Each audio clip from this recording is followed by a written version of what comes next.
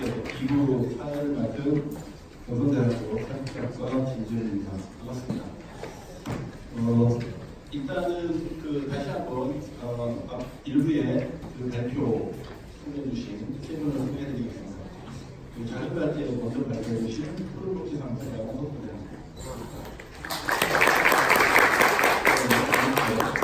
정부 종합사회복지관 강영식 운영위원입니다. 그다음에 정말 큰 발제를 해주신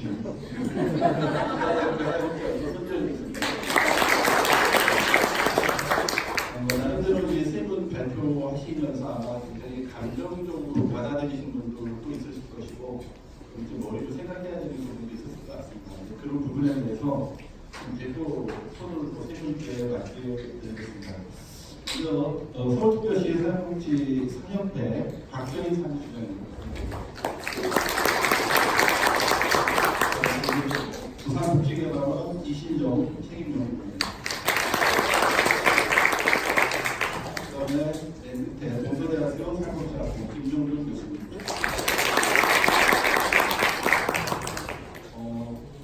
오늘 이 토론의 제목이 사회복지시설 위탁제도 이대로 좋은가라고 하는 질문인데요. 사실은 앞에 발제문을 듣기 전에 제가 이제 이거를 봤을 때는 굉장히 정말 큰 얘기들이 나오기를 좀 희망했었는데 이게 이제 토론에 좀 나왔으면 좋겠습니다. 이 질문대로만 하면 여러 가지 나오긴 있는데 첫 번째는 수탁제도 꼭 해야 돼? 이 국가가 직접 하면 안 돼? 왜 민간에서 수탁제도라는 걸 당연하게 여기지?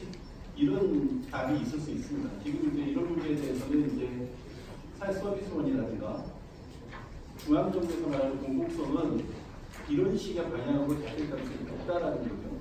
그런 식의 방향에서 토론도 가능할 것 같습니다. 두 번째는 수탁제도 이거 괜찮아. 문제는 있지만 괜찮아. 해야 돼. 뭐 운영상 문제가 있는 거는 개선해 나가면 되지. 라고 하는 그런 점에서는 또 다른 차원에서 또 얘기할 수가 있겠죠. 이거는 또 수탁제도의 기본적인 어떤 문제점이나 이런 것들을 개선하는 방향에 초점을 맞춰줄 것 같습니다. 세 번째는 지금 뭐가 문제야? 그냥 뭐 갈등이라는 거 있을 수 있지 않아? 이대로 가면 안 돼? 뭐 이런 식의 입장도 있을 수 있을 것 같습니다. 크게 보면 이 세 입장인데 오늘 아마 이 세 입장들을 다 다룰 수 있었으면 좋겠는데 그걸 희망하고 왔는데 그럴지는 모르겠습니다. 세 분 토론 준비해놓고 그 정도 부탁을 드리겠습니다. 시간은 10분에서 15분인데 청주분들은 하실 얘기가 굉장히 많을 것 같아요. 그래서 시간을 좀 적절히 지켜주시기 바랍니다. 박정희 선생님부터 토론 드리겠습니다. 네, 반갑습니다. 서울시 사회복지사협회 박정희 사무총장입니다.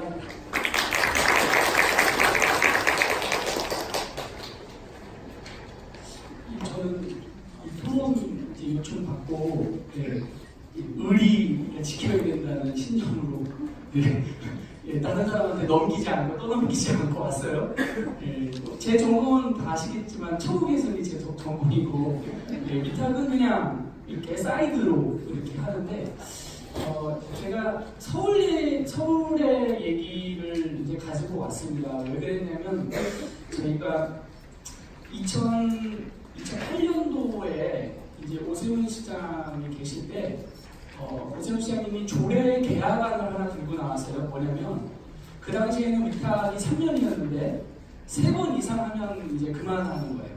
3번 이상 하거나 10년 이상 하면 그만하게 하는 이제 조례안을 가지고 이제 나오신 거죠. 그래서 저희가 이제 여러 단체들하고 함께 모여서 너는 전문성을 아니부터 시작해서 이제 굉장히 크게 이제 토론을 했고 이제 잘 막았죠. 그 조례 자체가 상정이 안 되게끔 이제 그런 막은 기억이 있는데 그 이후에 2011년도인데 이제 박원순 시장이 시작되고 나서 서울시 사회복지시설 운영개선 TF라는 거를 저희가 한 민간이 한 10번 정도 모여가지고 회의를 했는데 그때 이 위탁 관련된 제도를 많이 고쳤습니다. 많이 고치고 이제 어떻게 하면 복지 현장에 좀 맞는 쪽으로 고칠까 이렇게 해서 이제 그런 경험이 있습니다. 그래서 이제 그런 거 중심으로 말씀을 좀 드리고 최근에 이제 그 국민권익위원회에서 발표한 내용하고 어떻게 이렇게 시기적으로 딱 맞았는데 올해 2월 18일 날 서울시가 이 사회복지시설 위탁과 관련된 지침을 변경을 했어요. 그 변경된 지침 이런 거 좀 가지고 말씀을 드리도록 하겠습니다. 아까 인사 말씀에 우리 교수님께서 이번 적폐복지관의 사태는 그린닥터스 법인에 의한 사회복지 공공성 파괴 사건이다 이렇게 불러야 된다. 저는 100% 공감하고요. 하한 거는 지자체장의 공공성 파괴 사건이다. 이제 이렇게 규정할 수 있겠다 이런 생각이 듭니다. 그래서 명백히 문제의 핵심은 지자체장이 사유화하려는 과정이 있고 또 못된 법인이 또 복지관을 사유화하려는 그런 과정이 있다. 저는 감히 이렇게 규정을 하고 싶고요. 그렇게 규정하는 게 맞겠죠, 그죠? 예, 그래서 그 사유화해서 공공성으로 가는 것이 필요하다 이렇게 말씀드리고 이렇게 초대해 주셔서 감사드리고요. 좀 전에 제가 말씀드린 그 내용 하기 전에 서울에서도 위탁과 관련된 굉장히 많은 문제들이 있습니다. 실제로. 그래서 그냥 간단하게 어디라고는 얘기 안 했지만 적어봤어요. 기독교 법인이 운영을 하다가 불교 법인으로 바뀌었어요. 2년 동안 직원 60%가 그만둡니다. 비슷하게 문제죠, 그죠? 심지어는 이 기독교에서 불교로 바뀔 때 저희 회장님이 위탁 심사하러 가셨어요. 우리 회장님이 그 위탁위원들한테 부탁한 게 뭐냐면 종교는 안 바뀌었으면 좋겠다는 거예요. 그러니까 우리 회장님이 특별히 어느 종교를 지지한 게 아니라 종교가 바뀌어버리면 다 그만두니까 너무 그런 사례가 많으니 기독교 법인이 아마 이렇게 한 군데 맨 나오죠. 종교는 안 바뀌었으면 좋겠다. 이게 말이 안 되는 얘기죠. 네, 그럼에도 불구하고 2년 동안 60% 직원이 그만뒀죠. 또 종교 법인에서 운영하던 시립시설에 노동조합이 이제 만들어졌어요. 그러니까 시설 이제 더 이상 운영 안 하겠다고 포기합니다. 그리고는 아무 법인도 내지 않아요. 위탁 신청을. 그러니까 결국은 이제 협동조합에서 그 시설을 운영하기도 하고요. 또 복지관 관장이 직원 성추행 사건으로 이제 불거지니까 관장은 교체하고 위탁법인은 그냥 그대로 있는 거죠. 관장만 바뀌고. 그리고 구립시립복지관 최근에 이제 발생한 거에서 다 아시겠지만 종교행위 강요하고 호응권 강요해서 행정처분 이제 받았죠.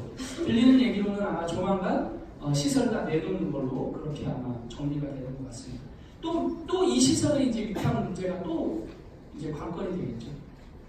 부당한 방법으로 재산적입금 마련하고 비자금 조성하다가 걸려가지고 또 시설 위탁 내놓고 또 관장은 또 다른 지역에 가서 또 관장하고 있고 그 부정하게 비자금 만든 부장은 또 그 법인에 다른 시설에 가서 또 부장하고 있고 이런 문제가 이제 이 위탁하고 같이 연결되어 있습니다. 그리고 아주 최근에 작년 연말에는 거주시설의 수탁 법인이 변경이 됐는데 고용승계를 할 거냐 말 거냐 몇 프로까지 고용승계를 할 거냐 가지고 아주 심각하게 내부적으로 갈등이 있다가 또 잘 해결되고 이런 사례들이 있습니다. 특히 이번 점포 같은 사건이 서울에서도 있었는데요. 제가 여기다 적지는 않았는데 일명 관장 내정자 바꿔치기 이제 수법인데 근데 서울에서는 왜 문제가 안 됐냐면 그냥 같은 법인에서 이제 짜고 쳤기 때문에 이게 문제가 안 된 거죠. 네? 그러니까 시립시설이 새로 공고가 났는데 경력이 없는 법인 낙하산을 관장 내정자로 하면 점수를 너무 못 받으니까 그쪽에 한 25년 된 다른 복지관의 관장님을 내정자로 해서 심사는 다 받고 실제로 이제 초대 관장은 경력 하나도 없는 종교인을 이제 낙하산으로 이렇게 내려보내는 사건이 벌어졌죠. 이 건과 관련해서 이런저런 얘기가 많았는데 이렇게 점포건처럼 크게 터지지 않은 이유는 불이익받은 사람이 없는 거예요. 불이익받은 사람은 그 동네 주민들만 불이익받은 거예요. 왜냐하면 전공하지 않은 분이 오셔서 전문성이 없는 상태로 운영하는 거죠. 물론 그게 문제가 없다는 건 아닌데 그래서 그런 관장 내정자 바꿔치기 이런 수법이 실제로 여러 차례는 아니지만 여러 곳에서 진행이 됐다 이런 말씀을 드립니다. 그래서 이제 이런 문제들을 해결하기 위해서 이제 사협회에서 2008년도에 위탁제도 변경 관련된 토론회를 굉장히 크게 하고 시에 굉장히 크게 항의했고요. 2011년도에 운영계산 TF를 만들어가지고 위탁 심사표를 굉장히 심플하게 표준화시킵니다. 그리고 그 위탁 심사표를 25개 지자체가 다 쓸 수 있게끔 이렇게 강제하죠. 왜냐하면 서울은 부산도 마찬가지지만 보조금의 90%에서 100%가 다 서울시 예산이에요. 구가 예산을 0%에서 10%까지밖에 내지 않기 때문에 시가 이렇게 지침을 내리면 거의 그냥 따라옵니다. 그래서 위탁 심사표를 굉장히 간소화하고 표준화했고요. 또 그 당시만 해도 시설의 운영 기간이 3년이었습니다. 근데 5년으로 하게끔 이제 했고, 그 이후에 사회복지사업법이 바뀌어서 이제 전국이 다 5년이 된 거죠. 그랬고 위탁금이 그 당시만 해도 이제 5천만 원이었는데 그걸 2천만 원으로 내리고 2천만 원만 쓰면 만점을 받게끔 한 거죠. 그러니까 2천만 원을 쓰든 5천만 원을 쓰든 1억을 쓰든 다 만점인 거죠. 그래서 그런 식의 그냥 어떤 절차에 대한 조금 개선이 이루어졌다 이런 말씀을 드리고, 제가 이제 하한권하고 정포권을 거치면서 드는 생각은 그 지역 주민을 어떻게 이 뉴스탑 과정에 권리로서 이제 포함시킬 거냐, 그리고 직원들이 어떻게 주체로서 나설 거냐, 이런 거에 대한 문제 제기를 많이 받았고, 걱정은 그거를 제도 안에 넣을 수 있을까? 라는 거에 제가 아직 개인적으로 답이 잘 없어서 그 부분은 또 더 고민하도록 그렇게 하겠습니다. 그래서 제 이렇게 자료 보시면 국민권익위원회가 11월 30일 날 이제 권고문을 발표한 거예요. 전국에 있는 244개 지자체에 공고를 했는데, 보시면 민간위탁의 적정성을 검토해라, 그리고 수탁기관을 선정하고 사후평가까지 전 과정에 대해서 이제 투명성을 제고하는 방안을 이렇게 권고하게 됩니다. 근데 이 권고에는요, 이게 사회복지시설만 얘기하는 게 아니라 모든 민간위탁 시설을 얘기하는 겁니다. 근데 이제 그 주요 내용이 보시면 아시겠지만 굉장히 절차적 민주성이 없는 상태로 운영이 되고 있다, 현재. 그런 말씀을 드리고, 다 읽진 않겠습니다. 그 다음 페이지 맨 위에 보시면 어쨌든 사업 수행을 하고 나서 그 결과에 대한 평가가 반드시 필요함에도 불구하고 75%가 성과를 평가하는 규정이 마련되어 있지 않다는 거죠.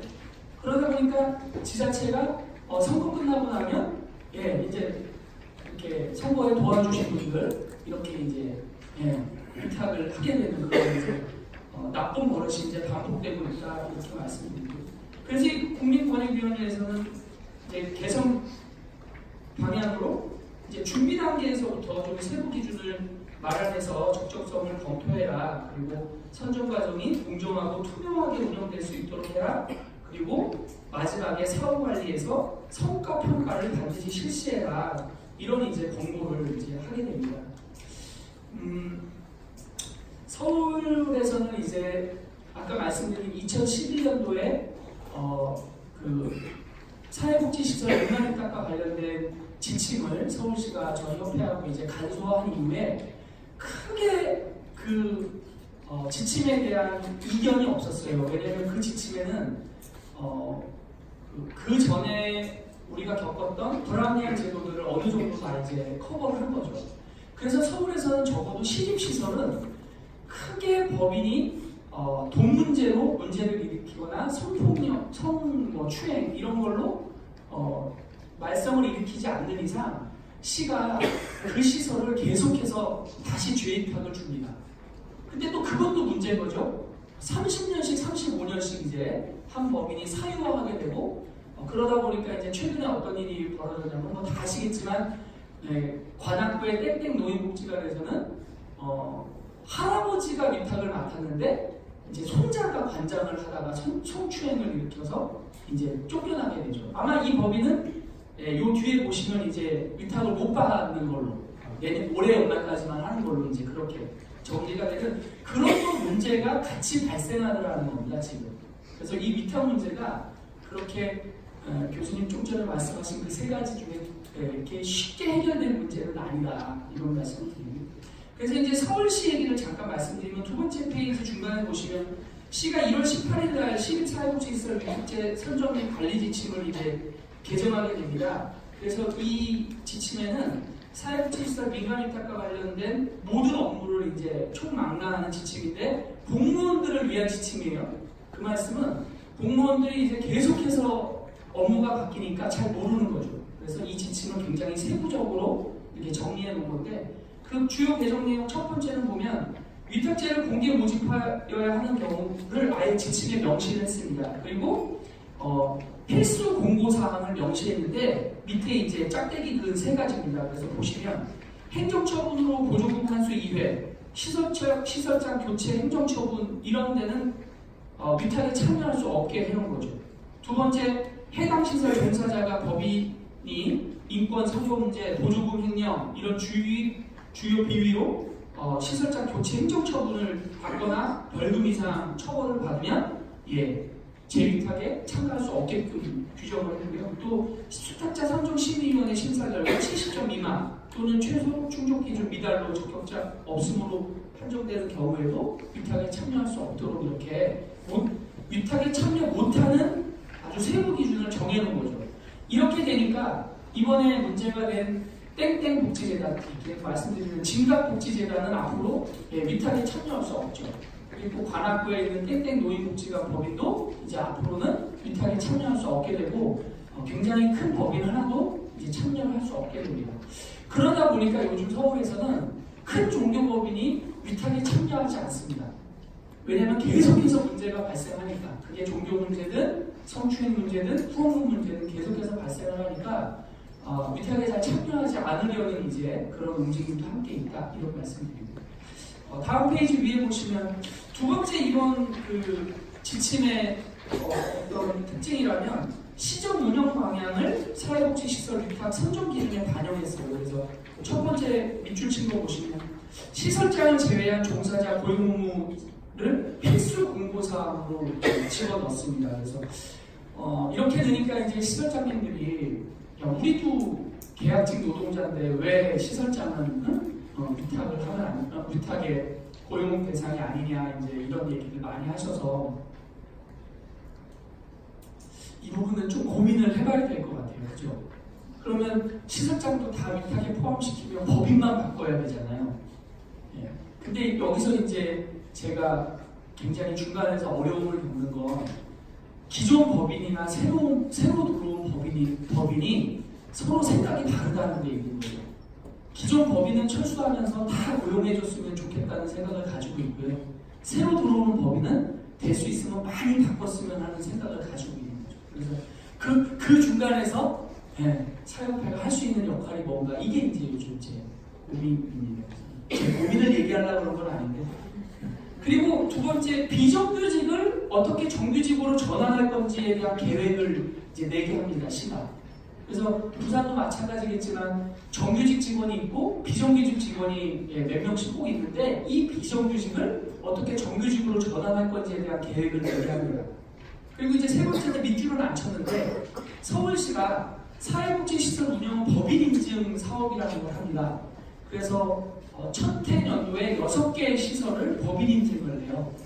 그러면 이 법인 인증을 받은 법인은 이제 가점을 주겠다는 얘기고요. 그 밑에 보시면 사회복지시설 평가 결과를 시설 위탁 선정심사에 반영토록 합니다. 만약에 하안에서 이런 만약에 가점 제도가 있었다면 하안은 굉장히 잘한 이제 평가를 많이 받았기 때문에 좀 그런 결론이 안 났을 수 있겠죠. 그래서 시에서는 서울형 평가라는 걸 지금 한참 하고 있는데 그 평가에 결과가 좋은 시설은 이제 위탁제 선정 심사에 꼭 반영하고 이렇게 이제 네 가지를 이렇게 넣었는데 이제 이거에 대해서 또 반론이 있어요. 뭐냐면 그러면 시장이 바뀌고 나서 시장의 정책 방향이 바뀌면 그러면 이 선정 기준도 바뀌는 거냐? 이제 이런 문제 제기를 하게 되는 거죠. 그래서 그런 또 애매모호한 게 있다는 말씀입니다. 세 번째는 이제 민간 위탁을 하고 있는 실무자들의 개선 요구를 여러 가지 반영을 했고요. 그 중에 업무 인수인계와 관련된 내용이 하나도 없는 거예요. 현재 지침에. 그래서 어떤 법인에서는 뭐 인수위원회를 꾸려가지고 아까 점포처럼 이렇게 무슨 점령구처럼 들어가서 또 욕을 먹는 그런 법인도 실제로 있고 그래서 하여튼 위수탁 인수인계와 관련된 내용을 이제 명시해서 책임 소재에 대한 다툼이 없도록 지침에 넣었습니다. 이 책임 소재의 핵심은 뭐냐면요, 퇴직적립금이에요. 퇴직적립금. 지금은 다 퇴직연금으로 보통 들어가 있는데 퇴직연금을 하기 전에 이미 문제가 된 퇴직적립금이 있거든요. 그래서 제가 아는 어떤 법인은 13억이 모자라요, 현재. 네? 그러면 법인이 바뀌면 어떻게 돼요? 그 13억을 누가 책임져요? 책임을 질 수가 없는 거죠. 그래서 그런 문제에 대해서 뭔가 중재를 해야 된다, 뭔가 해결을 해줘야 된다. 그런 게 이제 이 내용이 함께 들어갑니다. 그래서 이제 밑에 표를 보시면 이번에 시가 그냥 이 내용을 좀 바꾸면서 정리한 내용이고요. 이 내용은 그대로 이제 이거보다 실제로는 훨씬 더 세부적인데 제가 시에 그 세부 지침을 좀 조락을 했더니 이 지침이 부분 공개예요.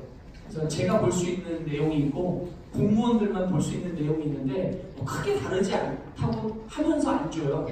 그거는 제가 다음에 받아서 이렇게 공개하겠습니다. 그래서 이런 형태로 서울시와 이제 서울협회가 이 위수탁 제도와 관련된 지침을 계속해서 이제 개선해오고 이제 요구하고 또 관철시키는 그런 과정이 있었다, 이런 말씀을 좀 드리고요. 아까 말씀드린 대로 서울에서 먼저 이 주민의 참여를 어떻게 여러분 할 거냐, 또 복지관 직원의 의사를 어떻게 반영시킬 거냐, 이런 부분에 대한 고민을 좀 더 하도록 하겠습니다.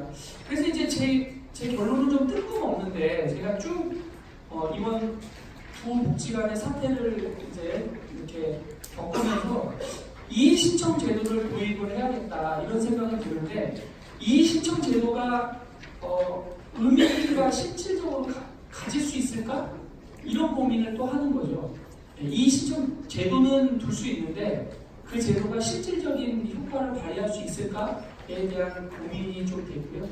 이 수탁자 선정심의위원회 공공성에 대한 문제는 이게 정치하고 관련이 있는데 제가 지금까지 10년 협회에 있으면서 이렇게 위수탁 때문에 문제가 된 건 100% 기초자치단체장의 정치적인 욕심 때문에 생깁니다. 이게 광역 단위에서는 이런 일이 잘 안 벌어져요. 이게 이제 기초자치단체에서 이런 문제가 좀 생겨서 공공성 확보에 대한 고민을 좀 더 하도록 하겠습니다.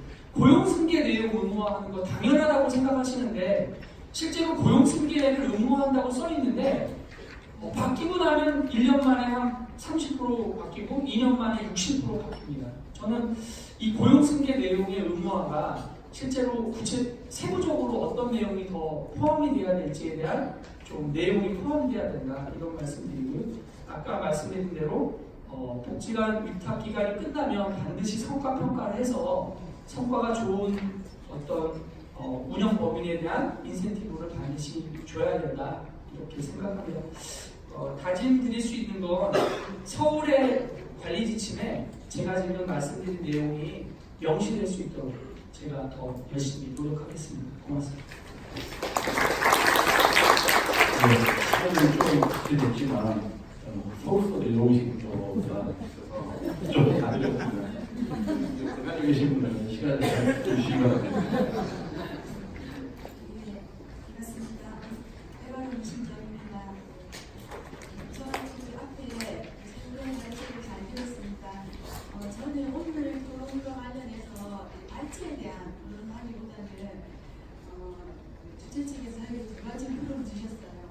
내용들과 함께 최근에 이제 공공이 사회서비스 기관을 시정하겠다는 얘기를 때문에 이런 내용들 좀 개명하는 걸로 생각하려고 합니다. 저는 위탁 선정 기준 마련 관련 연구를 좀 수행했었고 지난해 이어서 올해 사회서비스 연구를 하고 있습니다. 그래서 아마 되지 않을까 생각을 해봅니다. 저에게 첫 번째 질문을 주신 게 지자체에 민간 위탁 조례가 있는데 왜 제 기능을 발휘하지 못하고 비슷한 문제가 생긴다는 부분이었습니다. 우선 그 자치 부분을 보면 대부분 이 자치법규가 있어요. 보면 사회복지 시설 운영 및 지원에 관한 조례든지 고위복지 운영 조례, 또 일부 사무부에서는 세부적인 운영 규정까지 마련해서 위탁 업무를 보고 있습니다. 문제는 조례 위탁 관련 규정들이 존재하지만 그 내용이 굉장히 형식적이고 포괄적이고 또 최소한의 것만 담아져 있기 때문에 실질적인 내용으로 작동하지 못하고 있다는 문제가 있습니다. 그래서 이제 대부분 이제 이 업무가 지자체에 의해서 이루어지는데 좀 공공이 직접 서비스에 대한 경험이 미천하다는 부분이 있고요. 그리고 전문성이 부족해서 수탁과 관련된 적절한 지원 체계들, 지도 관련, 성과 관리 이런 부분에 대한 전문성이 없어서 이 내용들 다 제대로 된 위탁 계약을 수행하기 어렵다는 내용입니다. 그래서 어떤 식으로든 조례에 있는 법규를 보완하는 노력들이 있어야 되는데 우선 이제 세부적인 내용을 이제 서울에서 이제 오신 분이 청장님께 말씀해 주셨는데 우선 조례에 이제 구체적인 절차와 내용들이 좀 담겨져야겠다는 부분이고요. 또한 그 민간 위탁은 계약을 매개로 하기 때문에 매개로 정책 과정이기 때문에 계약 폭풍하고 있고 일반 법률 관계에서 기본적인 심의 성실의 원칙이 담겨져야 합니다. 그래서 보고든 협의든 지도 감독의 의무들 이러한 내용들이 규정에 마련이 되어야 되고 또한 위탁 내용들이 계약이 불이행되었을 때는 어떻게 하겠다 양표 규정까지 추가적인 문화가 필요하다는 생각입니다. 그리고 이제 이런 노력은 물론 이제 그 지자체가 이 시설에 대한 그 소용 권한이 있기 때문에 진행을 해야 되지만 복지부에서 또한 복지부령이나 시설관리 안내보다 구체적인 내용을 제시해야만이 지자체별로 상위성이 줄어서 위탁 계약 업무에 대한 전문성도 발휘가 되어질 수 있을 것이라고 보여지고요. 그리고 이제 지자체는 재정 부담자와 서비스 직통제 역할을 하는 분들이 이제 정보 사례를 보면은 수탁 심사 때 제출된 그 제한 내용들이 전체적으로 지켜지지가 않았습니다. 그래서 위탁이 만료되는 시점이나 재위탁 과정에서 성과나 이런 것들을 평가하기에 이미 너무 늦어버리고 위탁 전 과정에서 리턴을 하는 대부적인 내용들이 좀 담겨져야 될 것 같습니다. 그리고 위탁 업무 중요성 때문에 복지개발원에서는 2007년도에 1차적으로 위탁 기준 마련했었고요. 그리고 13년도, 17년도에도 개정 공부를 했습니다. 이때 각 시민단체에 계신 현장 전문가들이 참여를 하셔가지고 다양한 의견들을 내어주셨어요. 그리고 이제 이 작업을 이제 올해 한 번 더 할 계획을 가지고 있는데 일단 아까 이제 앞에 큰 발전을 교수님께서 이제 재정 문제, 그다음에 이제 능력이 과도하게 이제 되어 있다고 말씀하셨는데 개정의 여러 가지 절차를 거치면서 이 전체적인 개점의 기준들을 좀 줄인 바가 있고요. 또 이제 참여하셨던 민간의 전문가들 의견은 법인 전입금이 아예 없어지면 운영이 더 어려워진다. 그리고 재정 부담을 할 수 있는 능력이 있는 법인들이 있기 때문에 법인의 재정 부담 부분을 유지해야 된다. 이런 의견들도 많이들 좀 주셨던 걸로 기억이 납니다.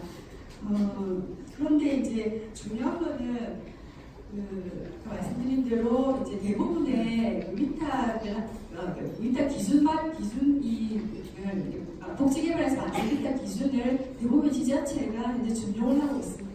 뿐만 아니고 수탁선정위원회 인력풀까지 활용을 하고 있어서 이제 외형적으로는 위탁의 문제를 안 일으켜야 되는 게 맞는데 왜 계속적으로 이런 문제가 발생하는가라는 고민에 빠지게 됩니다.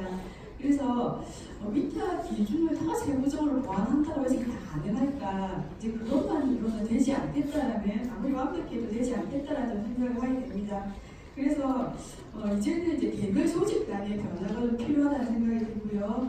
그래서 이제 다시금 이번에 위탁과 관련 이 문제와 함께 민주적 참여를 위한 구조가 만들어져야 됩니다. 이러한 구조가 서비스 질과 종사자의 고용 안정성을 담보해 나갈 수 있는 것이라고 생각이 듭니다.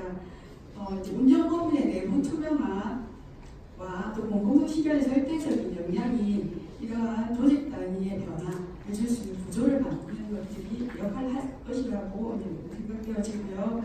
또 앞으로 오늘 지역 주민의 역할들 많이 말씀하셨는데 공동체주의에 기반에 두어서 우리는 시민사회가 더 활발하게 움직여야 된다는 생각이 듭니다. 그래서 참여를 이제 강조하는 그 시민사회를 바탕을 두고 주민들이 사회적으로 공동 이슈를 제기하고 이런 부분들을 집단적인 시민을 거쳐서 해결하는 과정들이 필요합니다. 그래서 이런 측면에서 이번에 이제 그 정부의 사례에서 보면은 운영위원회가 적극적으로 참여하고 있는데 큰 의미가 있다고 생각이 되고요. 두 번째는 그 사회복지시설의 공공성에 대해서 그리고 지자체와 법인은 어떤 관점을 유지하는가라는 질문을 받았습니다. 우리나라 사회서비스 공부 대부분 그 민간 중심으로 이루어지고 있습니다. 그래서 지난해 이제 제가 조사를 한번 해봤는데 전체 비전적 사회서비스 기관 중에 대부분이 민간 시설로 설치가 되어졌고 국공립 시설은 8.7%에 불과했습니다. 다수를 차지하고 국공 어린이집 빼고는 한 5.7% 더 낮아졌고요. 실제 이제 공공이 직영하는 0.3%에 불과했습니다. 그래서 이 0.3%로만으로는 민간의 견인한 공공이 절대적으로 부족한 실정임을 확인을 할 수 있었거든요. 그래서 지금 이제 보면 소위 이제 아까 송 교수님이 발표하셨던 2세대의 사회 서비스, 그러니까 사회복지 서비스라고 얘기하는 복지시설 중심의 내용들이 대부분 운영, 그러니까 민간 밑에 운영 방식으로 지금 이루어지고 있는데, 지금 사회 서비스 공공성에 대한 얘기들이 지금 많이 이루어지고 있죠. 그래서 시장화 관련된 경쟁성 때문에 공공성에 대한 얘기들이 이루어지기도 하지만 여전히 사회 서비스 담보에 대해 가장 중요한 핵심 가치가 공공성이다라는 생각을 합니다. 특히나 촛불 이후로 전 사회적으로 공공성에 대한 요구와 논의는 활발해지고 있는 것 같습니다.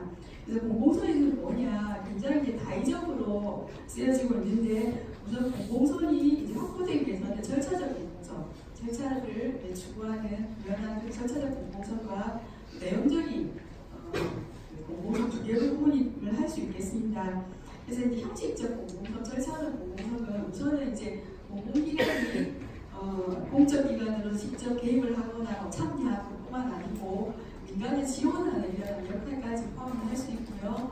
또 이런 행위적이고 절차적 공공성은 정부뿐만 아니고 민간기관이나 시민까지 참여할 수 있는 분야입니다. 그리고 이제 내용적 공공성은 행위 결과에 주목할 수 있는데 합의될 수 있는 공익성, 전문성 이런 것들을 다 포함하는 개념인데 이 내용적 공공성을 구현하기 위해서는 네 가지 차원의 내용들이 관건이 됩니다. 그래서 행위 주체, 재원 조달 방식, 통제 기전, 재무제 치밀이라고 이제 할 수 있는데 우선 이제 공공신청 시행을 위해서 1차적으로는 공공기관, 지자체가 이 사회복지시설 수특과 관련해서는 책임과 역할이 있습니다만은 민간 또한 공적 재원이 주로 조달이 되어지고 공적인 서비스를 이제 제공하는 기관이기 때문에 앞에서 말씀드린 네 가지 차원의 공공성을 확보하기 위한 노력은 지자체와 함께 해야 되는 부분입니다. 그래서 제가 지금 이제 말씀드리려고 하는 부분은 이제 법인이 그동안 국가를 대신해서 중요한 책무를 맡아왔다라는 공에 대해서 존중받아야 될 부분에 대해서 좀 별개의 사항을 얘기해 주셨으면 좋겠습니다. 그리고 이제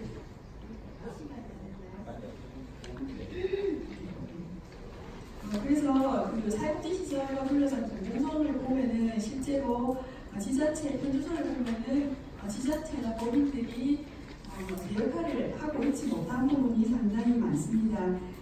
그래서 지자체는 말씀드린 대로 서비스 생산의 역할과 책임을 민간에 다 의존하고 있기 때문에 책임 의식도 낮고 정보도 부족한 형태고 실제 이런 민간 의존 모습이 민간 설립과 민간 운영, 공공설과 민간 위탁의 방식으로 계속 형태를 좀 고착화시켜 나가고 있고요. 그리고 지나치게 이제 공공성보다는 효율성에 의존하다 보니까 법인의 재정 부담 능력에 기대어서 부족한 재원 채우려 하는 이런 의도가 있었던 것 같습니다. 그리고 이제 이러다 보니까 적절한 통제 기전을 발휘 못하는 부분도 있고, 그래서 이제 종사자의 처음부터 노동 조건과 함께 고민해야 되는데 인간에 이것조차 내맡기는 그 상황이 벌어지고 있는 것 같습니다. 그리고 이제 법인 또한 공적기관의 주체로서 그 역할과 책임이 있다고 말씀드렸는데 실제 이제 복지시설 흡입과 관련해서 일부의 법인들을 제외하면은 법인 전국을 만드는 경로가 시설, 법인 시설 이런 경로는 포착가 되어 있다든지 여러 가지 시설 혜택과 관련된 청원을 확보하기에는 어려운 모습들을 보여왔다는 생각도 듭니다. 그래서 일단 법인이 시설 관리와 전반적인 종사자의 안전과 이런 부분에 관리할 수 있는 정부적인 역할을 더 비롯했던 것으로 보여집니다. 일단 이제 공정에 대한 우리의 주체와 역할이 지자체와 민간이 모이 가져가야 되는 부분들 분명한 것 같고요. 그리고 지금 말씀드리려고 하는 부분은 최근에 사회서비스 공모를 강화하는 방식들이 서비스원이라든지 커뮤니티 케어라는 이런 이름으로 공공이 직접 공급을 하겠다라는 이런 이제 환경들이 만들어지고 있다라는 부분입니다. 그래서 이게 새로운 양상으로 발전할 것이라고 생각을 하고 있고 공공성 확보의 장치로서 서비스원이 설립이 된다고 하면 민간 위탁의 어떤 판도 변화가 일정 정도 있을 것이라고 생각이 됩니다. 물론 이제 부산시와 군이 설립의 주체이기 때문에 서비스원에다가 위탁을 해야 되는 부분이 있고요. 그리고 지자체의 다수가 기존의 민간 위탁 방식을 유지할 가능성이 높다는 것들은 분명하다는 생각이 들지만 서비스원의 등장, 공공의 등장이 위탁에 대해서 변화를 줄 거라는 생각이 듭니다. 부산시 출연기관으로 서비스원이 설립이 된다고 하면은 공공성 강화 측면에서 보면 민간 위탁의 방식보다는 유리한 부분이 존재할 것 같고요.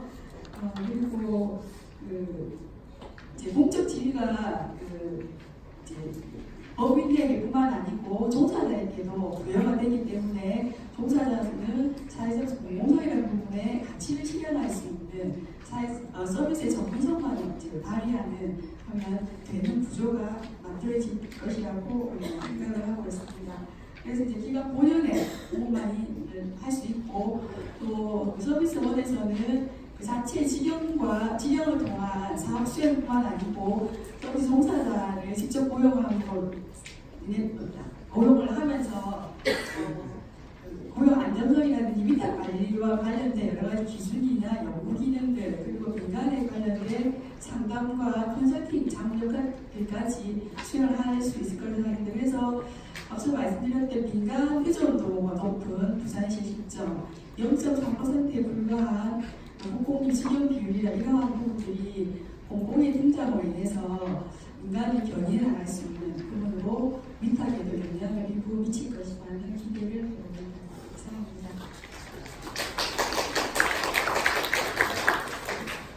이들분은 김동현 교수님까지 왔습니다. 실적으로 마무리해 주시겠습니다. 예, 토론을 보지 마시고자 우리스의 말씀을 드리겠습니다. 제가 드릴 이야기는 아까 앞에서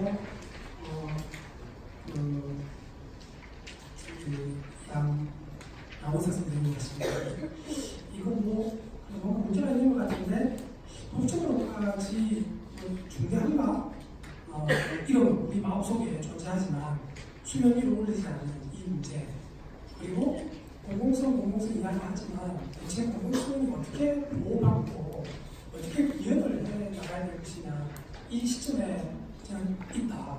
그리고 지금 전체 우리 부산에서 일어나고 있는 이 사태의 손에 붙이고 잡히지 않지만 최종 달성해야 될 목표가 뭘까? 그랬을 때 결국 저는 그런 시대에 한 시대를 완전히 끝내고 다른 시대를 이어젖힐 수 있는 그런 제도적 변화를 가지고 가는 것이 저는 우리 최종 목표일 것 같습니다. 단기적으로는 실패할지 모르지만 그래서 저는 이 공공성을 어떻게 본질적 근거를 확보해 나가면서 하고 있다. 그리고 현재 우리가 싸우고 있는 이게 정말 법적이 아니라 떼쓰는 건가? 떼쓰는 게 결코 아니다. 우리가 분명하게 법적 기반 위에 서 있고 뭐 받아야 되고 뭐 받아 마땅하다라는 걸 말씀드리는 것으로 제 주장을 하겠습니다. 먼저 우리가 공부를 했지만 활성화시키지 않은 게 있습니다. 그게 뭐냐면 우리가 그 사회복지 서비스를 제공할 때 이제 이 법리적으로 이해하는 두 가지 전통이 있습니다. 하나가 민법 전통입니다. 주는 쪽하고 받는 쪽, 채권과 채무관계. 당신은 책임 주체, 당신은 권리 주체, 국가는 책임 주체, 국민은 의무 주체. 이런 방식으로 이제 서비스를 제공을 설정하는 방식이 있습니다. 하지만 이걸 그냥 곧바로 국가가 국민한테 바로 못 주니까 힘도 없고 하니까 재정도 없고 하니까 중간에 한 명을 끼웁니다. 끼우면서 3자 관계가 형성이 되죠.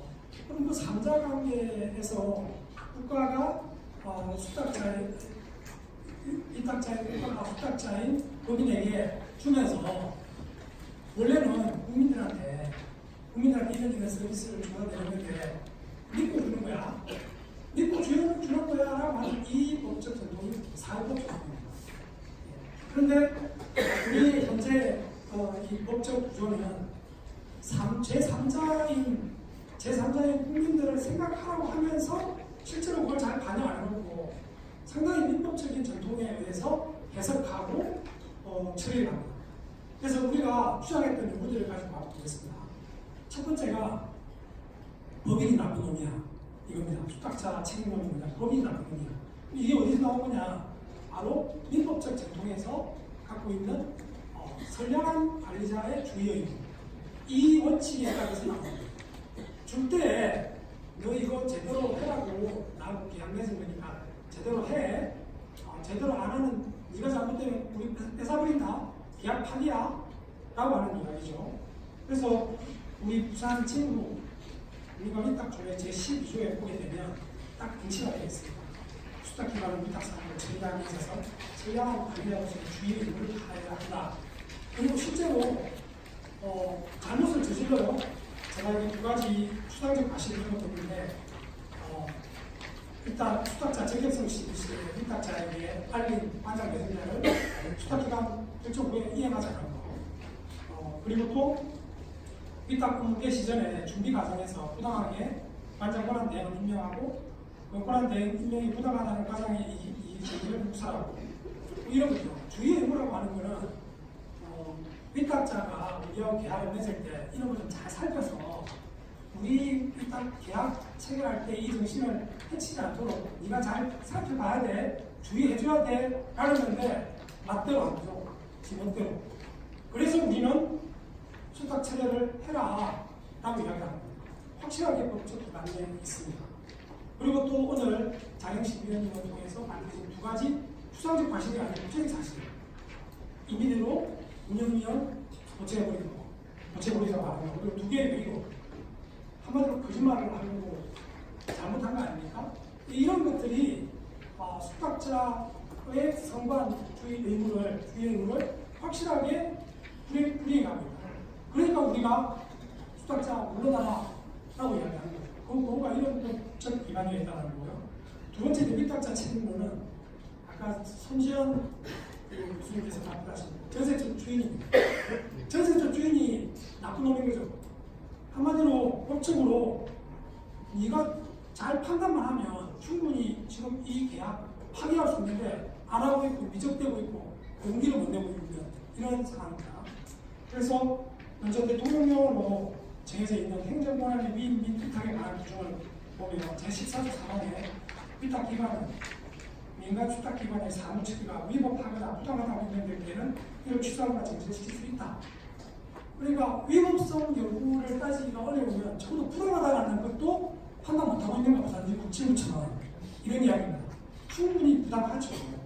그런데 부당하다 하면 벌써 대통령령으로도 이를 취소하거나 직무효력을 정지시킬 수 있다고 하는데 그렇지 않고 있는 것이죠.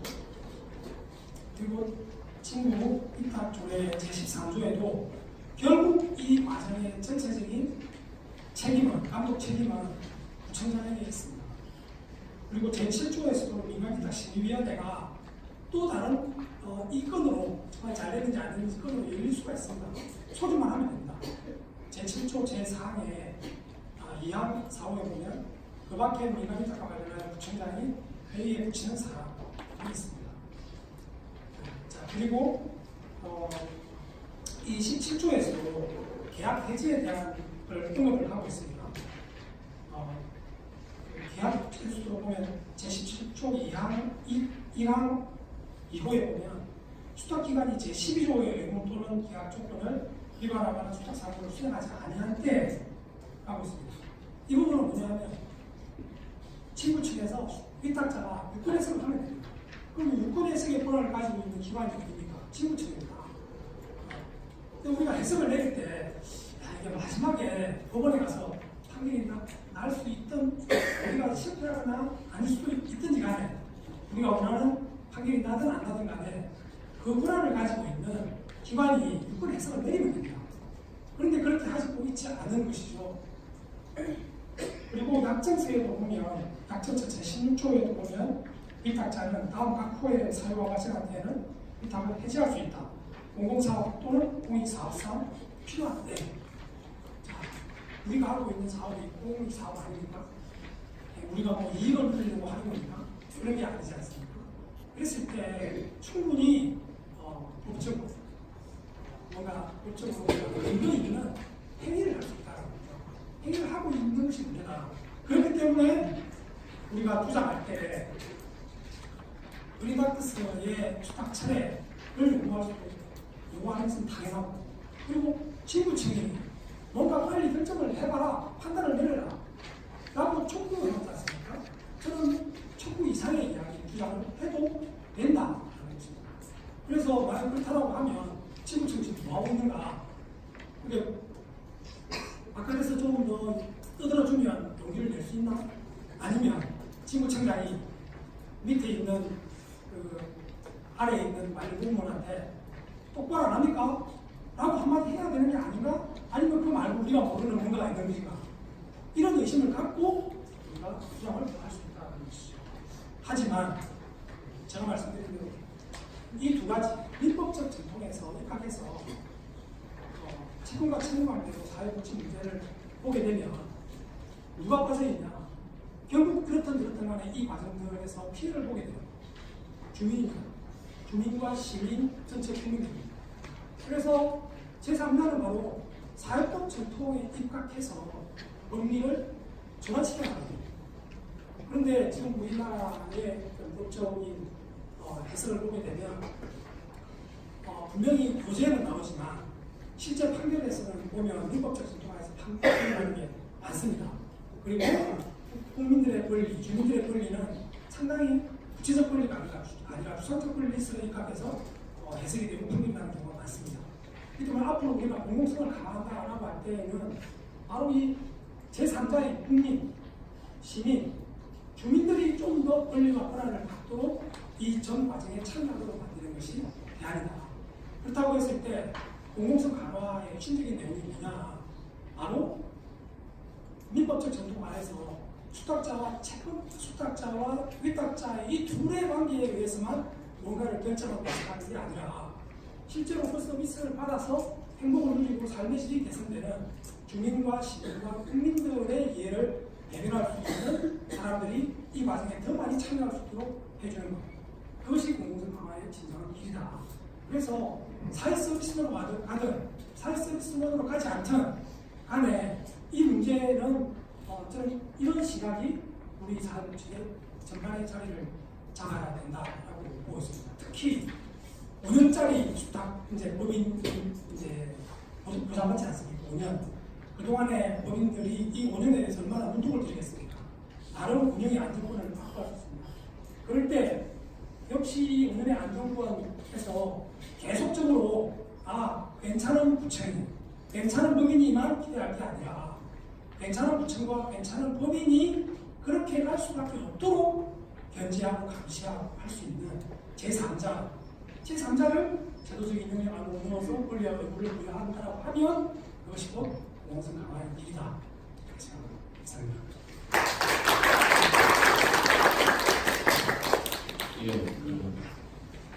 김종국 큰 토론을 해주신 것 같습니다. 공공성 강화에 어떻게 보면은 공공의 결론일 것 같긴 한데 대안적인 차원에서 가장 큰 말씀을 해주신 거 아마 오늘 토론이긴 하지만 발제 같은 토론이어서 지금 굉장히 중요한 얘기들이 많이 나왔습니다. 가장 큰 얘기로는 공공성 강화로 인건적 활동보다는 산업적 경제 권리 결국은 그 세금이 들어가는 공적자금이 들어가는 지역 시설에 대해서는 주민이 결정하는 방향으로 가자. 그걸 좀 제약하고 결국은 주민들이 가장 큰 역할을 해야 되는 거 아니냐. 원론적으로 그런 말씀을 해주신 것 같고 조금 더 작은 얘기로는 법인 전입금 문제 그다음에 시와 기초단위에서 시의 역할을 강화하자는 말씀도 해주셨고 그다음에 많이 나왔던 얘기는 이제 작은 얘기지만 주민 참여라든지 민주적 절차에 관한 얘기도 많이 나왔습니다. 그다음에 상당수 이 원인을 보면은 결국은 지역의 어떤 정치적 관계성 속에서 이거 왜곡되는 측면이 있다. 결국 좀 쉽게 말하면 국회의원, 지역 국회의원이라든지 구청장의 어떤 정치적인 욕심 때문에 왜곡되는 현상들 이렇게 보면 도시가 굉장히 그 정치에도 엮여 있고 지역에 돈을 많이 가진 어떤 분들의 어떤 욕심에도 엮여 있는 것 같고 그리고 좀 자괴감도 듭니다. 이제껏 그러면 복지를 하는 사람들, 복지 수혜를 입는 주민들은 이제껏 도대체 무슨 역할을 했고 어떤 존재였는가 이런 질문까지 가는데 지금 청중분들한테 마이크를 던지기 전에 세 분에서 토론을 했기 때문에 우리 큰 발제를 포함해서 발제를 하신 두 분이 좀 간단하게나마 또 교수님 해주시기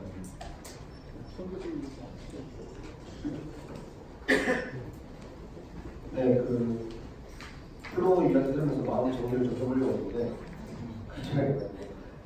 말씀하셨던 사람에서 고민을 했었습니다. 수탁제도 필요한가? 에 대한 논의들이 아까 이신정 목사님 이야기하시는 거랑 좀 겹치는 부분이 있어서 말씀드리면 개인적으로 공공에서 공공성이라는 이야기가 사실 해석이 너무 제각각으로 해석되고 있는 부분이 분명히 있습니다. 국가에서 움직여지는 거다라고 일반적으로 해석하지만 주민들이 볼 때는 사실 복지관이나 공공이 동사무소나 구청이나 큰 차이가 있거든요. 공공성이라는 부분은 분명히 그런 차이가 있는데 너무 임의적으로 해석되는 느낌이 분명히 있다는 생각이 들지만 저는 어쨌든 공공에서 직접 서비스에 대해서 배우는 거에 대해서는 큰 틀에서는 볼 수 있다고 봅니다. 근데 이제 그 안에서 수탁을 받는 그쪽에서 직접적으로 사회서비스 원처럼 정확하게 정해지지 않은 사람이라 말씀이 좀 그렇긴 합니다만 사회서비스가 어떻게 될지 들어올 수 있다라고 생각하는데 사실 민간에서 움직이고 있었던 거에서 민간이 굉장히 자율성이라고 하는 것들이 발휘될 수 있도록 사실은 공공에서 지지를 해주는 거에 대한 고민들이 있어야 된다는 생각이 듭니다. 지금 전북복지관의 사례에서 보지만 전북복지관 같은 경우에는 야간에 주민들이 이용할 수 있는 시설들을 열긴 열었었죠. 근데 이 정도로 했던 것이 지역사회에 대해서 야간에 주민들이 들어와서 사람방처럼 이용할 수 있고 복지관 직원들이 거기에 대해서 동의하고 서비스를 제공하고 있다는 이 간단한 이야기가 다른 복지관들에서 과연 이게 쉽게 적용될 수 있느냐. 이거 복지관에서 가지고 있는 개인적인 능력차가 문제가 아니라는 거죠. 그런 걸 할 정도에 대해서 지지하거나 위탁 주체들이 사실 여기에 대해서 평가를 하거나 기준점에서 객관적으로 민간이 가지고 있는 자율성이 충분히 발휘될 수 지지 못한 데도 없다는 겁니다. 이런 구조 내에서 단순하게 어떤 주체가 무엇을 가져가게 됐을 때 모든 문제가 다 해결될 수 있을 것이다. 그게 공공성의 확장이다.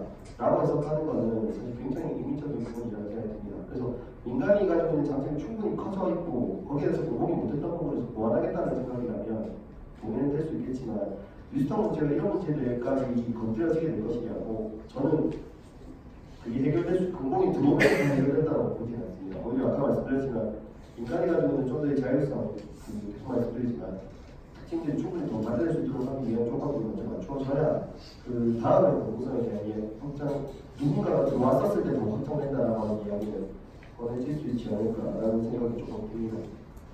네, 나온 플로우 이야기도 조금 드리겠습니다. 감사합니다. 저는 부종합 복지관 사례를 가지고 말씀드리겠습니다. 3자 만남이 있었잖아요. 구청에서 부구청장의 주재하인데 우리 복지관 측과 그린타크스를 만났는데 말미에 그린타크스에 자꾸 이런 이야기를 해요. 자기네들은 이 회의에 복지관 대표로 직원들이 다 줄어들었다. 그런데 운영위원은 무슨 자기로 왔느냐고 이야기해요.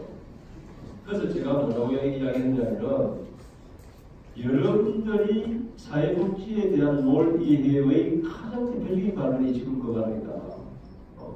그래서 주민 대표로 이 문제를 조금이라도 풀어나가기 위해서 나온 것에 대해서 전혀 존중하지 않는 자세.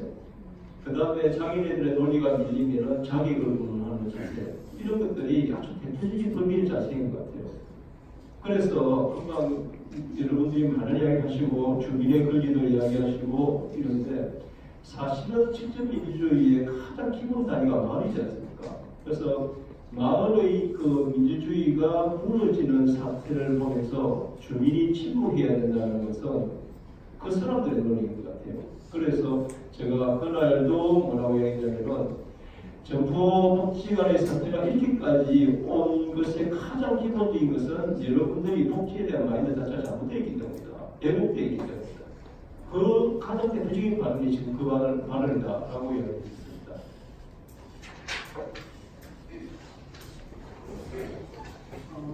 저는 무엇인가 결정이 이루어지면 영향을 받는 이해 관계자들이 있는데 그렇다면은 영향을 받는 사람들 즉 그 사람들이 그 결정하는 과정에 참여하는 것 그리고 등가로 참여하는 것이 민주적인 것의 가장 기본이라고 생각합니다. 지금 지자체와 법인은 거기에 참여해서 결정을 결정할 수 있으나 주민도 배제되어 있을 뿐만 아니라 직원, 사회복지 노동자도 배제되어 있다는 거예요. 그래서 그 주체로서 서는 과정으로서 지금 이런 일들이 벌어지고 있는 것이고 이 주체로서 서는 과정이 만들어지면 그 결과로서 공공성이라고 하는 것들을 논의하면서 그걸 찾아갈 수 있을 거라고 생각합니다. 그래서 저는 사회복지 노동자들이 그냥 단지 미수탁 결과에 따른 도용승계의 대상이 아니라 주체가 되어지는 것으로서의 용해를 그어주시는 쪽으로 갔으면 좋겠고 제가 하나만 제안드리면 지금 한동안 저는 서울 사람이에요. 광명 사람이 아니거든요. 비슷한 곳에 있으니까 저를 부르시는 것 같은데 그런데 한국사회복지관의 직원으로 오신 분이 계세요. 여기 오늘 오신 분이 계셔서 그의 이야기를 먼저 들어보시는 것 주체로서 어떨까 싶습니다. 어제 끝났다가 이 말씀 나오셨는데 기회를 주셔서 감사합니다. 네, 안녕하세요. 저는 광명시 한중앙사회복지관에서 지난 8년 동안 일했던 신용호라고 합니다. 이번 12월 달에 나왔는데요. 제가 말이 길어질 것 같아서 A4 반장 정도 그냥 적은 걸 읽도록 하겠습니다. 제가 작년에 사실 연말에 2번이나 쓰러지고요. 지금도 이렇게 그때 당시 기억을 떠올리면은 심장이 막 가빠지고 머리가 너무 어지러워서 괜히 또 감정이 이입될까봐 그렇습니다. 하나는 우리가 일하고 싶어하는 가장 이상적인 모델이었다. 그리고 정말 잘하고 있다는 것을 지역 주민들께 인정받고 있어야 한다. 사실 그런데 알고 봤더니 이미 결론이 난 심사였다. 정병호 관장은 내 사람이 아니고 내 캠프를 돕지 않았다는 그런 맥락의 후문들만 계속 들려왔다. 모든 직원들은 분노하였고 그동안의 신천에 대해서 스스로 의문을 가지면서 과연 평가의 기준이 무엇인가 생각하게 되었다. 시간이 없었다.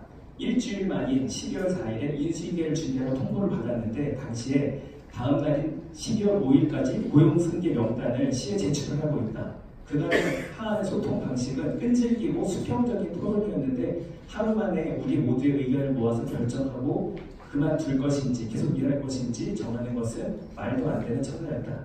이 모든 의사결정 과정과 외부의 압박과 시의 행태들이 모든 관계를 갈리갈리 찢어놓았다. 지역에서 함께 일하던 동료들에게는 이미 미탁이 끝난 곳에서만 연락이 왔다. 3월 말에 미탁이 종료된 곳이 있는데 그곳에서는 심지어 기관 내에서 직원들 입단속을 하였고 지역 내에 있는 다른 기관들에서도 별다른 움직임들이 없었다. 실제로 지역에 있는 모든 그런 종사자들은 마음으로 죄를 짓는 기분이었다고 하였고 개별 기관의 리더십들이 많이 실망했다는 그런 얘기들도 하였다. 심지어 어떤 운영위원은 지역에서 서명운동을 하는 주민들과 장애인들을 찾아가서 혼을 내기도 하였다. 심사 현장에서 담당 공무원들은 담당 그 심사위원들에게 8년이나 했으면 많이 한 것이 아니냐고 그런 말도 하였고 나중에 복지관 직원 특히 나에게 인격 모독적인 발언들도 했었고 심지어 나의 SNS를 감찰할 수 있다는 그런 말도 하였다. 그 과정에서 우리는 서비스 공백을 최소화하기 위해서 매일매일 밤새도 부족하였고 심지어 그 그 지원센터 같은 경우에는 폐지 3개월 전에 신고해야 하는데 모든 과정이 약 20일 만에 진행되면서 행정 절차상 아직도 이웃사랑 실천회가 지역아동센터를 운영하고 있다. 너무나도 말도 안 되는 상황이다. 네, 그렇죠. 그래서 사실 이 방향성에 대해서는 함께 고민하면 좋겠지만 이 위탁 절차라든지 과정, 특히 임박해서 모든 걸 처리함으로 인해서 선택지가 없게 만들어버리는 이런 것들은 개선이 필요하다고 생각하고요. 그래서 이런 과정들이 우리에게 남의 이야기가 아니라는 것들이 많이 공감해 주시는 것 같아서 이렇게 내려오게 되었고 같이 그런 것들을 고민했으면 좋겠습니다. 감사합니다. 저는 한국에서 좀 이렇게 대안이라든지 또 그걸 찾아가는 방향에서 좀 발전적인 방향에서 말씀도 좋고 여기 좀 지적을 해주세요. 어느 분께 질문을 하고 싶다든지 이렇게 해서 프로 몇 분 정도 들어보겠습니다. 손을 들어주시면. 네.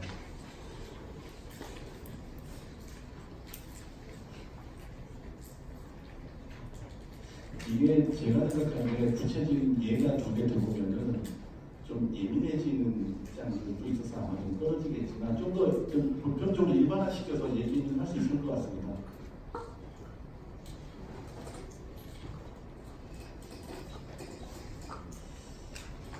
저는 지금 시간이 55분까지나 쳐다보고 해서 이거 시간 너무 적지 않나?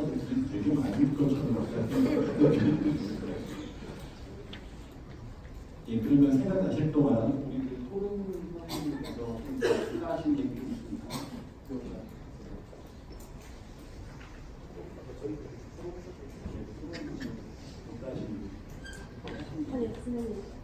네, 자기소개 좀 해주시고. 반갑습니다. 저는 여기 선생님과 위치해 있는 동구의 운전총무위원장 의회에서 맡고 있는 의원입니다. 의원입니다. 설명이 조금. 구의원이요? 네. 예. 아니 이거 외에는 드릴 말씀이 없는 게 제가 사회복지사라는 단자체가 너무 생소했어요. 복지사회, 사회복지 이렇게 이러면서 헷갈릴 정도로 그만큼 저기 계신 분들에 대해서 너무너무 고민하는데 그게 이런 관심을 가진 게 저희들도 아주 작은 파문이 지난 연말에 있었습니다. 동부에 다문화 가족 지원 제가 복지만 들어가면 말이 헷갈려요. 그런 생각을 했었는데 제가 조금 개인적인 운전총무 소속이 아니거든요. 그게 분자가 사회도시로 들어가는데 그런데도 불구하고 제가 관계가 되어서 조금 그런 걸 내다볼 수 있는 걸려다보던 계기가 있었습니다. 그래서 뭔가가 왜 이렇게 개입해서는 안 될 부분들이 너무나 자연스럽게 개입하는 분위기 분명히 법도 있고 절차도 있고 관리도 다 있지만 한순간에 무너질 수 있다는 그런 개연성이 있다는 게 너무 의아했습니다. 누가 개입한다는 겁니까? 그거는 이미 지나간 일이라서 제가 또 구체적으로 밝히기가 조금 어려워요. 그래서 어쨌든 제가 쭉 이야기를 오늘 바보가 더 튀는 듯한 그런 시간이었는데 중요한 거는 그런 심사를 할 때에 정보 공개를 하지 않는다는 거죠. 말은 정보 공개를 한다고 했지만은 아주 그냥 맛만 보여주는 정말 중요한 건 정보 공개를 하지 않는다는 거죠. 그걸 어떻게 조례화를 한다든지 하는 방식으로 정치할 수 있는 방법이 없을까요? 그리고 문제는 또 그렇습니다. 정보 공개를 하든 안 하든 어쨌든 공공성이 다들 인정받을 수 있는 그런 심사에 공공성이 들어가는 것과 또 객관성을 인정받는 거죠, 그죠? 그 심사위원들과 심사 과정들이 중요한 것은 그건 것 같은데 왜 그게 지켜지지 않는 걸까요?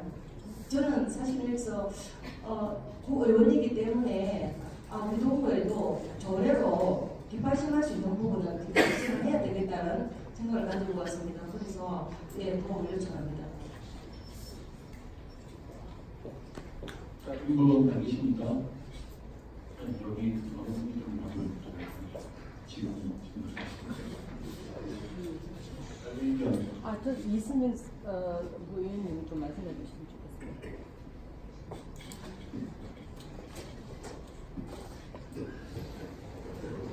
문구에 정확하지는 않지만 아마 다문화가족 지원센터의 수사 과정에서 이쪽 정도의 문제가 있었고 조례가 명확하게 규정되지 않은 것에 대해서 이러한 내용들 공정한 심사를 수행하지 못했다라는 말씀을 못할 뻔하였습니다.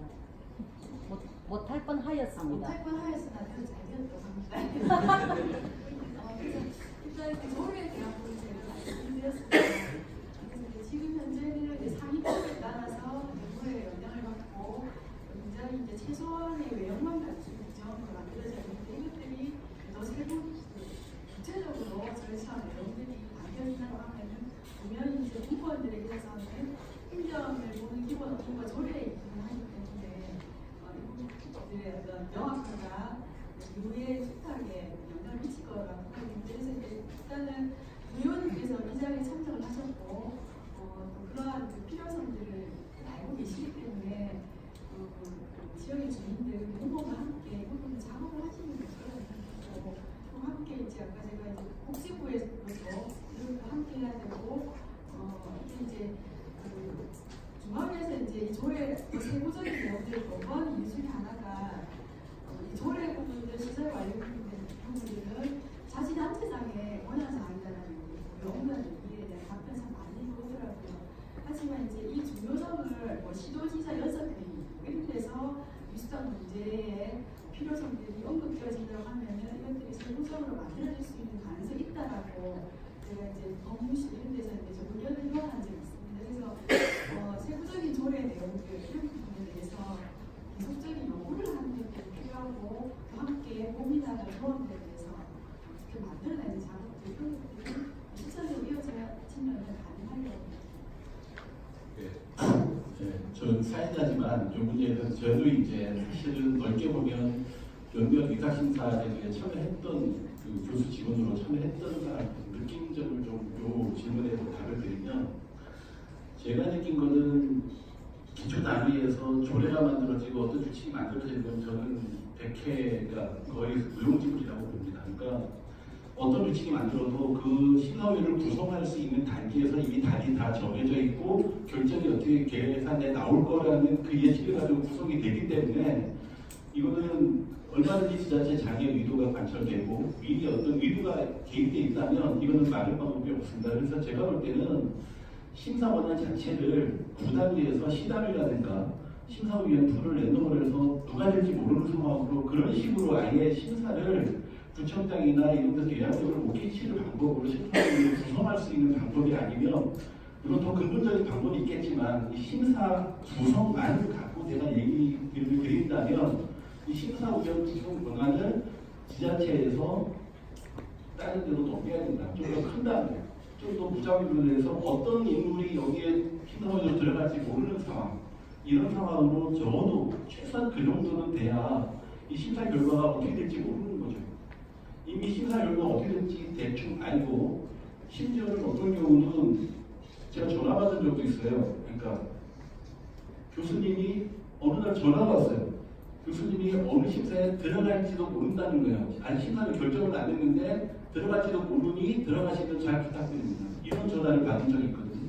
그러니까 이미 정부가 세우고 있는 거고 이런 상황에서는 안 되는 거죠. 적어도 그 심사위원 구성은 부담에서 개입할 수 없는 장치를 만들어내야 조례 이런 저는 생각 당해성이 없다. 그렇게 생각합니다.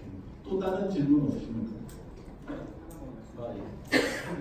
제가 아까 계속 서울시민이라고 했잖아요. 서울시민인데 광명시에 정보공개 전공했거든요. 그래서 거부당해서 이의 신청했고 이의 신청도 거부당해서 지금 행정심판을 넣은 거예요. 행정심판을 넣으면서 그동안의 판례들을 쭉 찾아왔는데 복지기관의 민간심판과 관련해가지고 행정심판 넣은 건 제가 본 게 없습니다. 그러니까 이게 무슨 소리냐면 자기 지자체에 여러분들이 정보공개 신청을 넣으면 자기 지자체로부터 보복받을까봐 걱정되는 거 알겠어요. 그런데요, 다른 지자체에 그것도 멀리 있는 곳에다가 내면 광명시장이 저한테 어떻게 하겠어요? 저는 서울시민이니까. 그러면요, 우리가 그동안 다른 지자체에 있는 정보 공개만이라도 끈덕지게 정말로 행정심판까지 갔었던 것이 이렇게 없지 않았다면, 많았다면 저는 최소한 정보 공개가 어디서 들어올지 모르기 때문에 그 과정이라도 최소한 경각심을 가질 수 있을 거라고 생각합니다. 그러니까 자기 지자체는 못해도 남의 지자체는 내가 계속 쫓아올 수 있잖아요. 근데 사회복지사가 전국에 지금 100만이 가까이 되고 실제로 실천하시는 분들 수십만이잖아요. 수십만이 몇 만인가요? 아무튼 그 사람들이 어디에 떴다라고 하면 자기 지자체는 조용히 있대. 다른 것들로 해서 이 판례들이 쌓이면 쌓일수록 최소한 경각심을 줄 수 있을 거라고 생각하고 그런 활동들의 시발점이 되면 좋겠다는 시간이 이제 거의 막바지에 있기 때문에 슬로우에 없는 것 같습니다. 그래서 있을 때 양님. 네, 도구조합사회복지관 용관장입니다. 오늘 제가 좀 포인트가 맞아가지고 의심을 해야 되나 말아야 되나 고민을 계속 하고 있었는데 사실 우리 사회복지시설의 수탁 제도는 어제 오늘의 이야기는 아니죠. 몇십 년 동안 계속 흘러왔던 이야기고 또 어떤 관점에서 보냐에 따라서 또 다양한 접근이 필요할 것이고 또 그 다양한 접근 속에서 보완을 해왔지만 또 다른 문제를 발생해 왔던 거고 또 이 제도 때문에 오히려 민간에서 창의적인 어떤 사회복지를 할 수 있었던 긍정적인 면도 있을 것이고 또한 법인 자체가 굉장히 잘 운영된 수긍 사례도 많이 있었던 걸로 알고 있습니다. 그래서 이거는 굉장히 오랫동안 우리가 풀어나가야 될 어떤 숙제라고 본다면 제가 오늘 이제 제일 답답하면서 왔던 부분이 관심을 가지고 있는 부분이 뭐냐면 지금도 정보복지관의 직원들은 연월차를 내고 지구청 그 주근원제에서 1인 시위를 하고 있습니다. 그리고 복지관단장은 지금 이제 실직 상태에서 지금 또 어딘가에 보이기도 하는데 안타까운 모습들을 지금 보고 있으면서 글쎄 내가 뭘 어떻게 해야 되나 이런 고민들을 계속 지금 하고 있고 또 하면서 지금 살고 있으니 게 불편한데 어차피 이 문제에 대해서 여러분들이 고민을 많이 해보셨을 거라고 믿습니다. 하지만 그 고민들도 중요하지만 지금 이 상황에서는 그런 먼 어떤 고민의 어떤 그런 보완들을 제시하는 것도 중요하지만 지금 이 순간에 우리가 이 정보복지관의 문제라도 해결해서 단기간에 뭘 할 수 있을 것인가 이런 점에 대해서도 한 말씀들을 좀 해주시면 이때까지 우리가 1차 실패에서 어떤 시위를 했었고 또 서면에서 2차 대회를 했었고 또 각자 마음으로 이렇게 뭔가를 지금 하고 있는데 오늘 어떻게 우리 힘을 모아가야 될지 그래서 이 문제를 어디에다가 좀 타깃을 삼아서 뭔가 건의도 하고 제안도 하고 공격도 하고 뭐 우리의 어떤 목소리를 내야 될지 이런 데에 대한 이야기들도 한 말씀 좀 해주시고 가시면 그나마 좀 제가 이렇게 참고했던 어떤 덩어리진 마음들이 좀 풀리지 않겠나 생각합니다. 그렇죠? 이 질문은 의무사항이 있으면 없는 질문 같습니다. 혹시 하시는 분 같습니다. 제가 제 가장 놀라웠던 거는 제가 법인그린다트스가 들어오면 정부종합사회복지관 우리 사회복지 선생님들이 전부 사회가 있다라는 것을 기억나합니다. 제가 좀 말이 좀 그런데 정말 대단하고요. 그 다음에 우리 지난 서면 집회 때도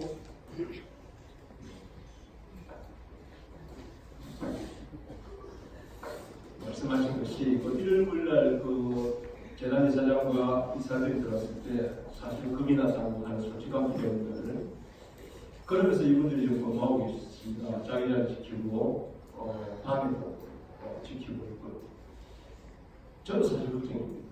그래서 서면 집회 이후에 바로 그 다음날 이 사람들이 문자를 뭘 보내냐면 2월 1일날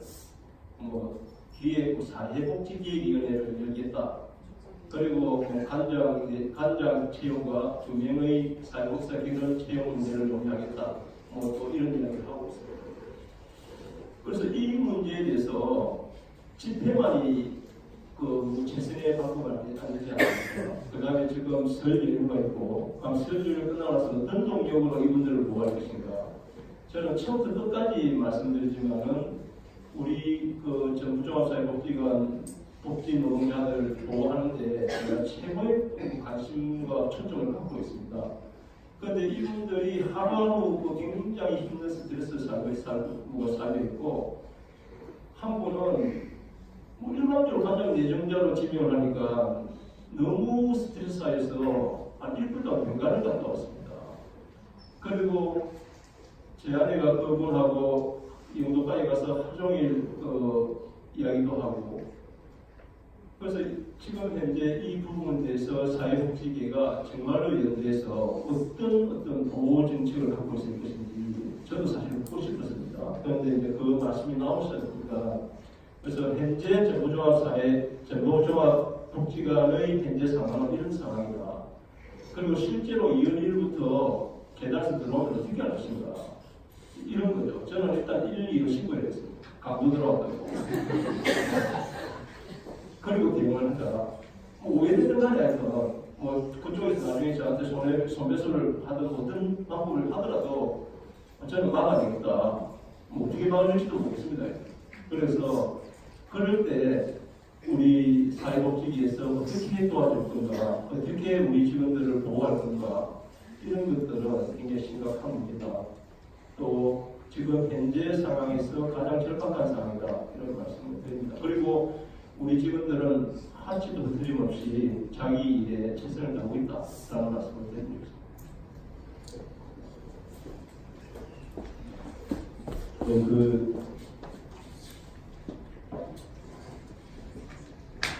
답이 어떻게 했으면 좋겠냐, 집에서 제일 많이 고민했던 거거든요. 사실 간단하게 말했으면 참 좋겠다 싶었는데 어디서 고민하는지 SAT 찾지를 못해가지고. 근데 정리하면서 했던 생각이 아까 처음에 드렸던 것처럼 전셋집 주인하고 전셋집을 새로 살겠다는 사람을 문제라고 한다면 지금 상황에서는 전셋집 주인이 약간 고정돼야 되는 거 아니냐 라는 생각을 개인적으로 합니다. 지금 상황에서는, 그리고 사실은 주민들이 가는 피해일 수도 있고, 그리고 주민들에게 직접적인 서비스를 제공하지 못하는 직원들의 어떤 고용한 영성을 넘어서 활동이 저도 드러나는 부분이 있습니다. 근데 분명히 지역사회가 필요한 상황이죠. 그렇기 때문에 이 상황에는 저는 진구청에서 운영을 책임지고 그 기간 동안 나머지 수습하는 기간을 가져야 되지 않느냐라는 게 지금 제 개인적인 생각입니다. 다른 이야기 하고 싶긴 하지만 간단하게 이야기를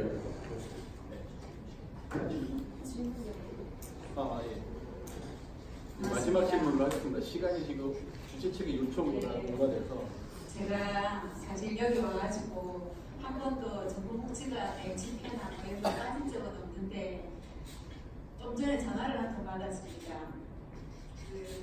자활협회 사무장으로 일하면서 왜 그 자리에 가 있는가, 뭐 이런 얘기를 사실 듣고 나니까 사회복지사들이 어떻게 보면 같은 편임에도 불구하고 또 다른 적일 수도 있겠다는 생각이 드는 거예요.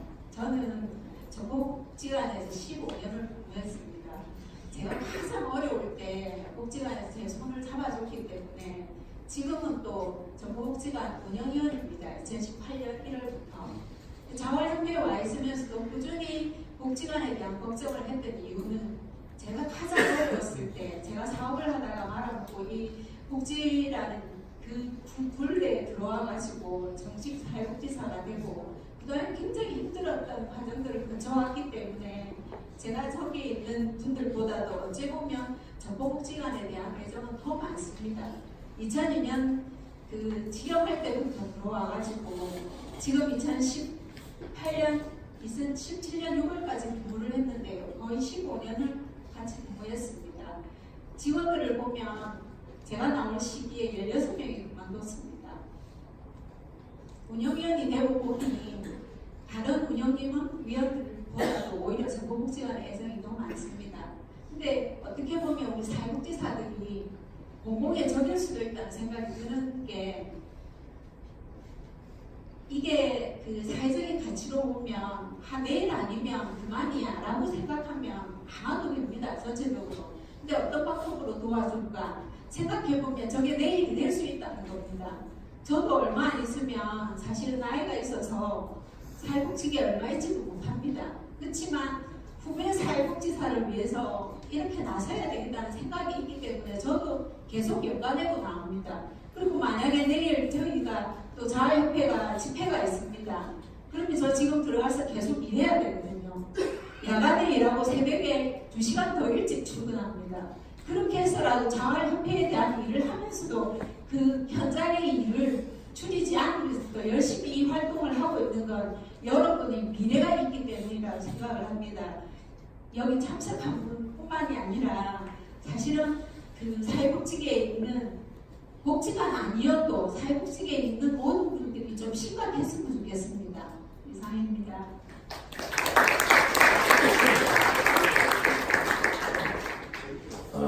서울에 오신 분만 멀리서 왔으니까. 그 전폭권은 제가 보기에는 이게 질수가 없는 싸움이다.